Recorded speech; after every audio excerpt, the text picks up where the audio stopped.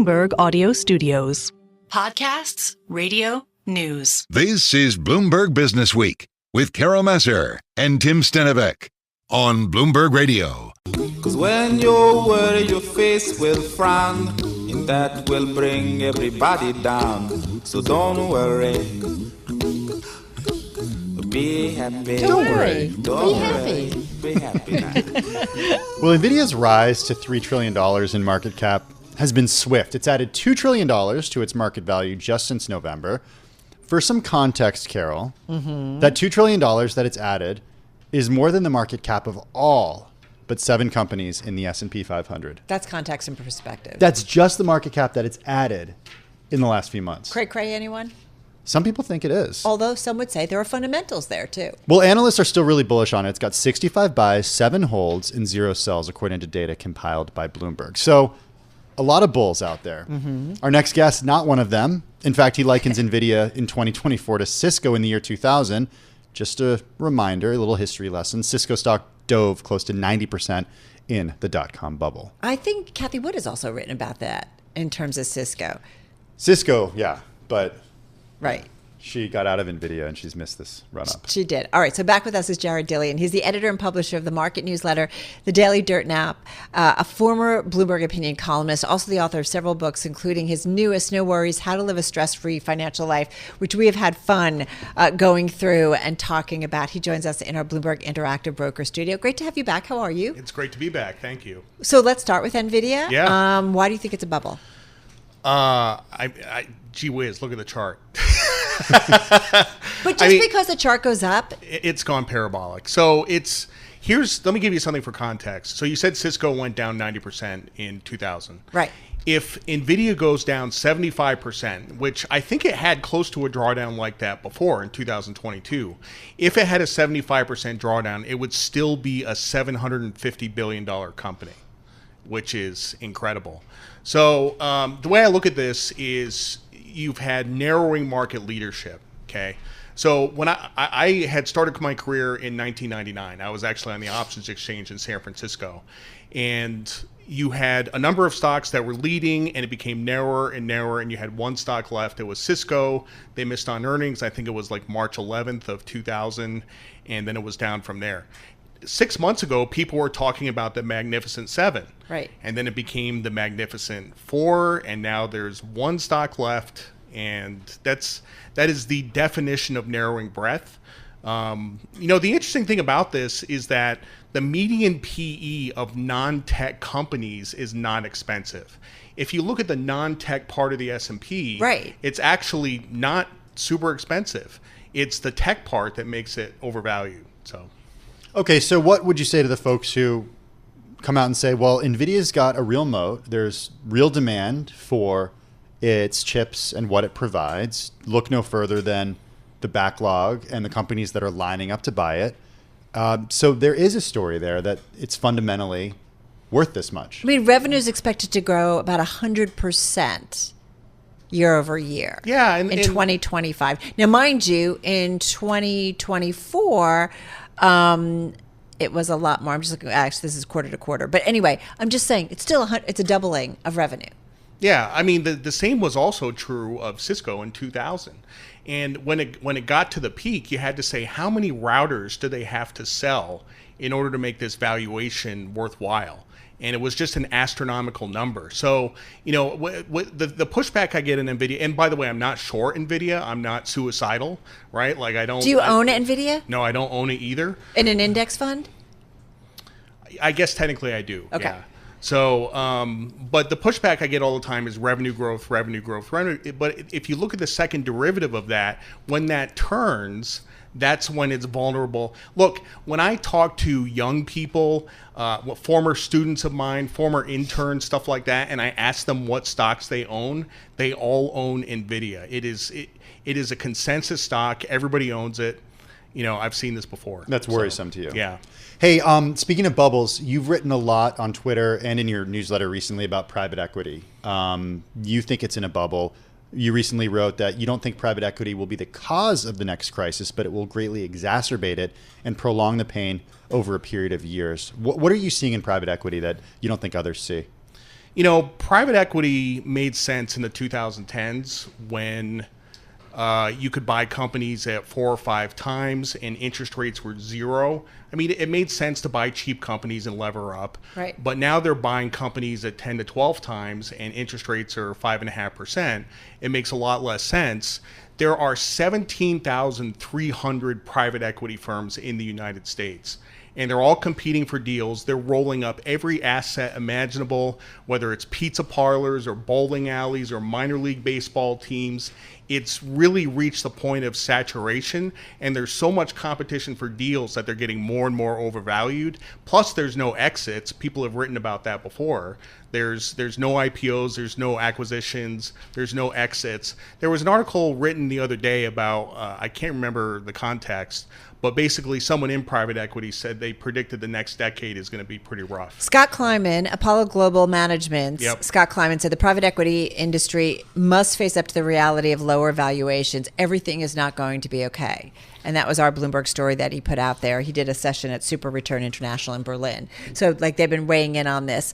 I mean, it is kind of interesting, right? What works in a zero rate environment? It's like when the tide goes out, right? Yeah. You get to see everything. And I mean, we have been spoiled for 2 decades or so of really cheap, no cost in terms of leveraging up, right? Money has been so cheap.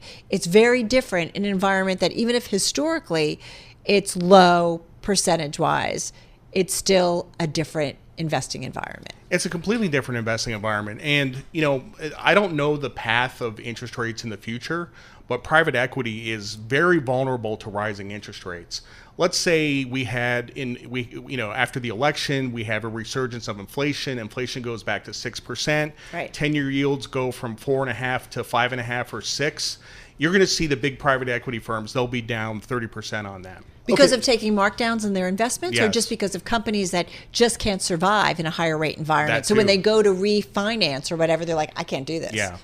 Okay, play this out for us, though. And maybe someone listening or watching right now would say, you know what, if a private equity firm or if private equity goes bust, that doesn't really affect me because I don't own any private equity. I don't have a portion of my portfolio in private equity. What are the implications of you think, a bubble in private equity? Well, one of the things you started off with, you read from my newsletter, and I said that private equity wouldn't be the cause of the downturn, but it would exacerbate it. Private valuations should mirror public valuations. So if we have, say, a 20% drawdown in the S&P, then correspondingly there should be a 20% drawdown in private valuations. So the question is that whether with 10-year lockups, private equity can earn that out over time, Right. or there is a liquidity event. And the one thing about markets is that liquidity always finds a way. Well, it's also, if you're working, like we did the story about, the plumber who sold out, the star plumber in UK who sold out to a private equity fund, made a lot of money, but kind of sorry that he did it. And ultimately we talk about, private equity kind of going into all these markets. But if a company in a zero rate environment or cheap, cost of money environment versus where we are today, higher for longer or high for longer, if that business can't survive, well, then you think about the business closing down, people losing jobs. Like that's what I think about, the shutting down of businesses. That starts to have a serious economic impact. By the way, the first time I really heard about this was my brother has a very interesting job. He is a broker for dental practices. So he helps dentists transition when they're retiring, and a young dentist will buy the practice. As of about 5 years ago, he was selling all of his practices to private equity, and they were paying like 12 times for dental practices. And since interest rates went up, valuations have come down a little bit, but they're still like 10 times for dental practices. So. Wow. You think about... Hope those private equity guys know how to fill cavities. That's all I'm saying. No, but you do think, right? They look at the balance sheet, right? The money coming in, the insurance, and I get kind of why they find it interesting, right? Yeah, absolutely. Yeah. Hey, we got 30 seconds left, and then we're going to come back with you. Give us 30 seconds on why you think payrolls are going to be are going to come in under tomorrow. We've had kind of a run of bad data, especially the labor market data. I mean, the JOLTS was kind of a mess. And, Chicago PMI was a complete... What's that? We're going to debate. Keep going. Okay. Chicago PMI was complete. I would say over the last 2 weeks, the data has become significantly softer. Softer, ADP but not a came in lower. mess. The Chicago PMI was pretty much a mess. 35.4 is like deep recession territory. So I'm a bear. Sorry. That's okay. Okay. That's okay. I mean, we have had an inverted yield curve for a long time. Yes, Right? for 2 years. So like at some point, I'm in between you guys. I'm gonna let this continue after we do some news. We're talking to Jared Dillian of the Daily Dirtnap, also the author of No Worries: How to Live a Stress-Free Financial Life. I want to get back to our guest, Jared Dillian, still with us. He's the editor and publisher of the market newsletter. It is called The Daily Dirtnap. He's a former Bloomberg Opinion columnist, also the author of several books, including his newest, No Worries: How to Live a Stress-Free Financial Life, which we have talked about in the past, and we highly recommend you check out our podcast feed for that conversation. Jared, we were talking about before we took a break to do some news about the job market and your expectations. We talked earlier with our Rich Miller, who pointed out that the U.S. job market may be a lot less vibrant than the Fed believes to think it is. And he talked about the quarterly census of employment and wages, these new figures that have come out that says maybe payrolls have grown about 60,000 less per month on average last year than the roughly 250,000 run rate. So there's some debate about whether or not the statistics are actually showing the labor market, that maybe it's not really as strong as it is. Talk a little bit more about your concerns, or specifically why you think the labor market is maybe starting to come undone. Well, I think, do you remember back during the pandemic when we had the labor shortages, right? When you would go into a restaurant and they would only be serving like 4 tables because people weren't showing up to work. Like there was just so many jobs available versus the number of job seekers. And that was a distortion that was caused as a result of the massive amount of stimulus that we pumped into the economy. And I think what's happening is that has taken 4 years to unwind. And I think it's finally unwinding after 4 years. So if you look at a chart of job openings. So the shortages are finally unwinding? Yes. Okay. Yes. So if you look at a chart of job openings, you're seeing it's coming back down to pre-pandemic levels. So I think really the equilibrium rate for the unemployment rate is 4.5% to 5%. And I think we'll get there over the next 6 to 12 months. You want to talk private credit? I do want to talk private credit. I'm going to give you a chance to do Just that like before I get to my So we talked a lot about private equity and your concerns retail there. investor questions. Private credit, Tim and I know, like we've, been at Milken, and it's like everybody's in private credit. It's all good. The risk is spread around. What do you think? And why? I am thinking about, here's the thing. We haven't really had a credit cycle, the down half of a credit cycle, since 2008.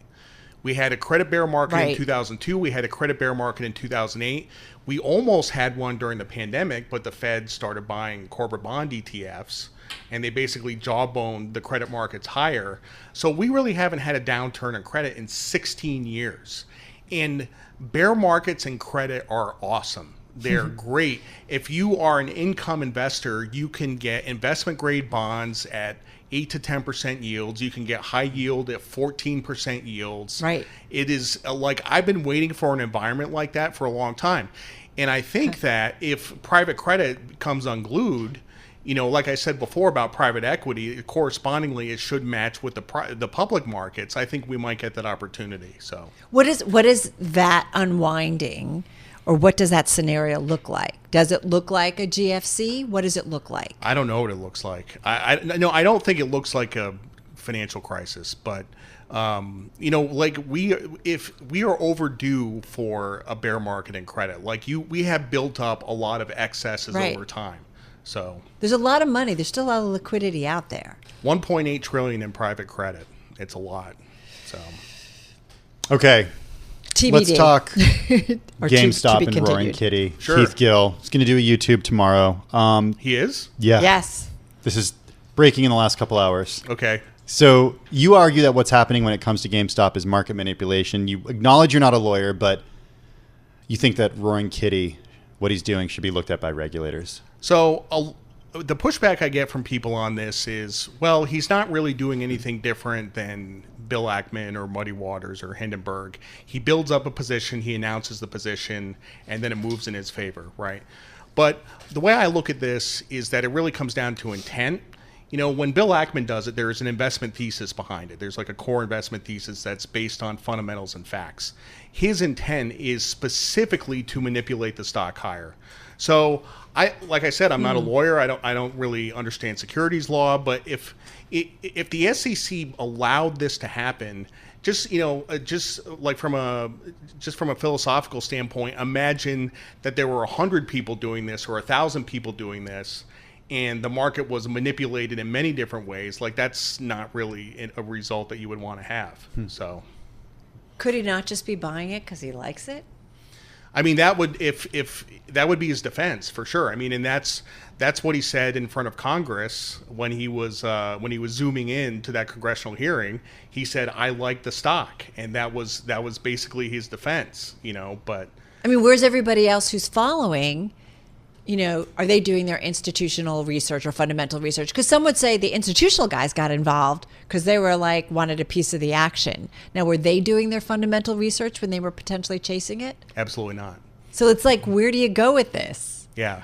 I mean, good for GameStop, obviously, but 90% of the people who follow them will end up losing money. So I want to spend a couple minutes on the book. Oh, yeah. We have a couple minutes left. Yep. If you joined us last time or heard last time, that Jared and his wife have separate bank accounts. They keep everything separate. It's the key to a happy marriage. Never lend money to family members. These are just a couple of the lessons in the book, which both Carol and I loved. I don't think we talked about the awesome portfolio last time you were on. Yeah.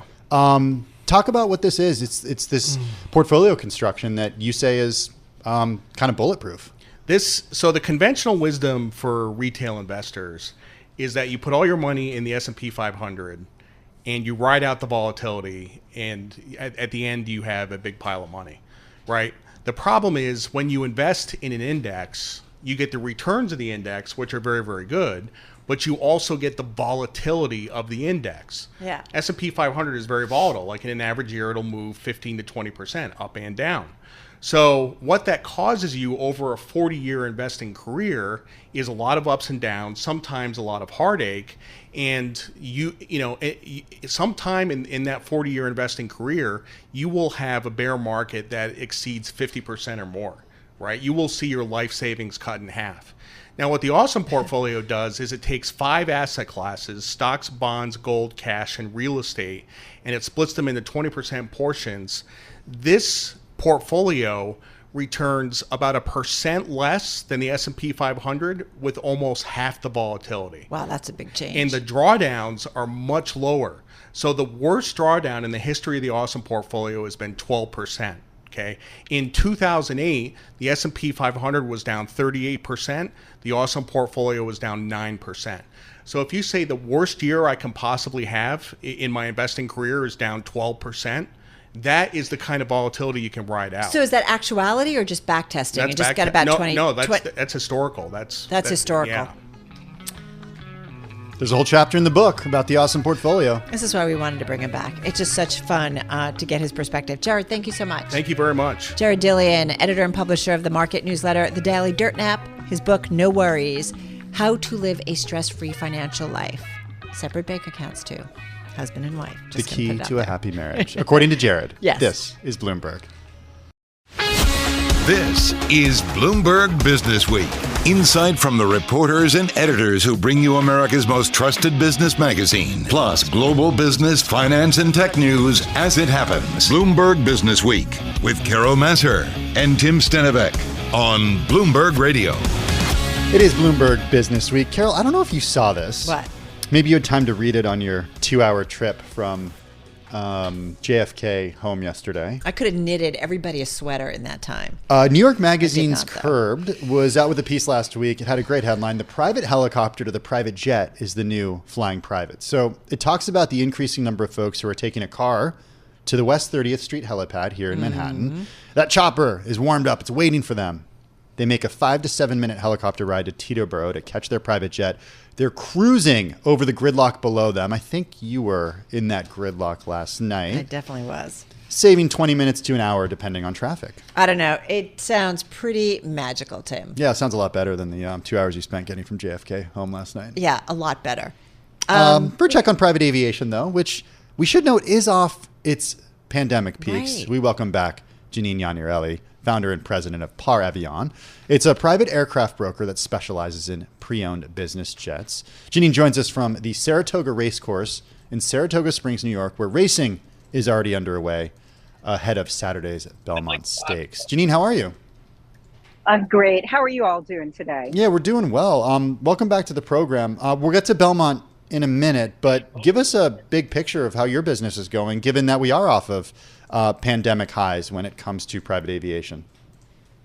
Well, it's a little bit of the up and down. I hate to use that sort of analogy, but we are in an election year. An election year takes its toll on aircraft sales. The closer we get to that election, the more the market starts to slow down. There's a lot of concern as to what the rules are going to be with the new party that comes in.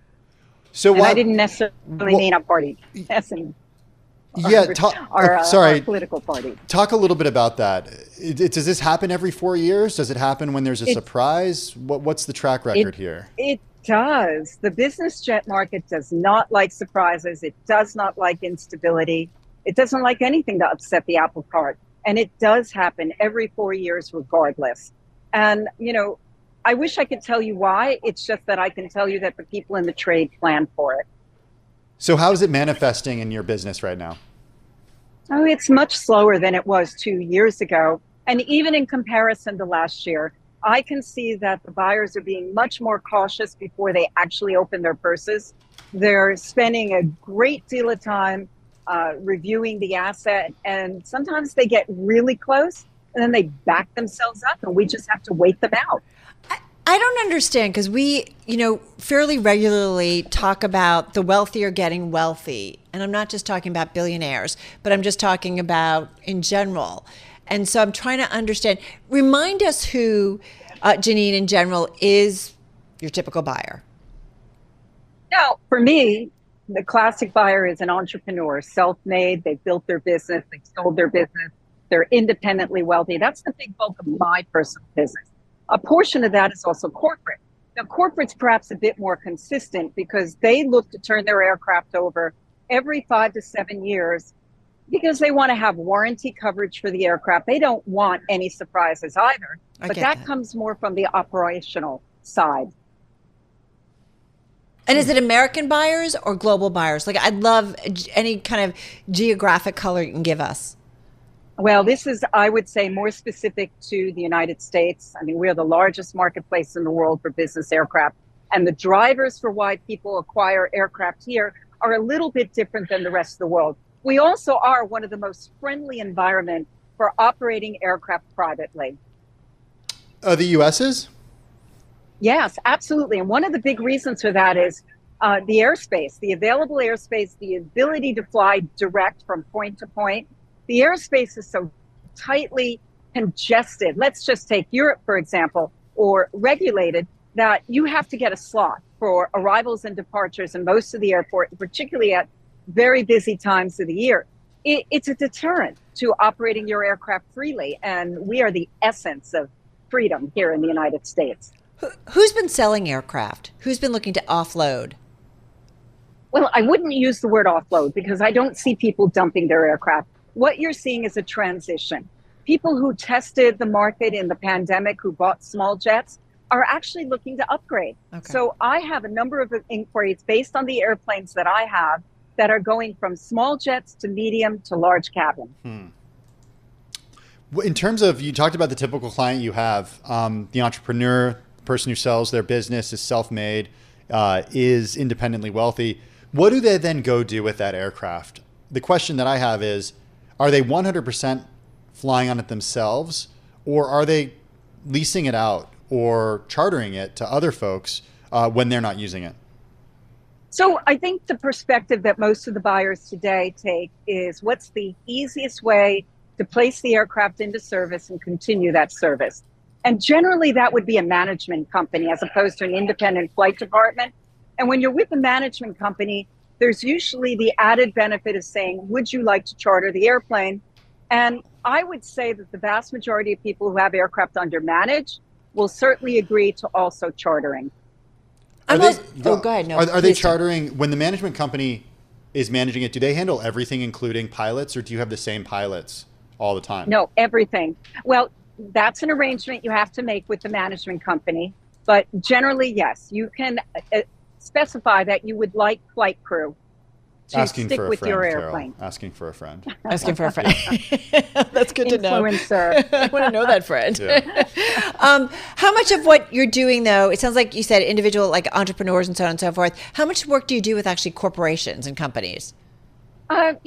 My personal business, it's probably about 25% with corporate. Mm-hmm. And I represent a couple corporations at this particular time who will remain nameless in the acquisition of aircraft. They are actually modifying their fleet. They buy new aircraft, but they supplement that uplift with a pre-owned airplane. What's the most popular size aircraft right now that you're selling? Right now, I don't have it, but the most popular is the small jet. The market, it has an appetite for the small airplane, 6 to 8 passengers. I have super mid-size and large cabin airplanes, and the buyers right at the moment are far and few between. Well, okay, so give us the price range for a small to mid-size versus the super heavies. So the small, you're probably looking at 3 to 8 million, maybe a little bit more the newer the aircraft. The super mid-size, depending on the age of the airplane, anywhere from 7 to 15, 16, 17 million. And then the large jet category, again, age is a big influencer in terms of the price point, but let's talk about newer aircraft, newer being 15 years or newer, and we're probably 20 million and up. Yeah. But as they say, it's not the initial purchase, it's the upkeep. Hey, if you have that management company and they're just carrying costs. yeah, I'm just going to say.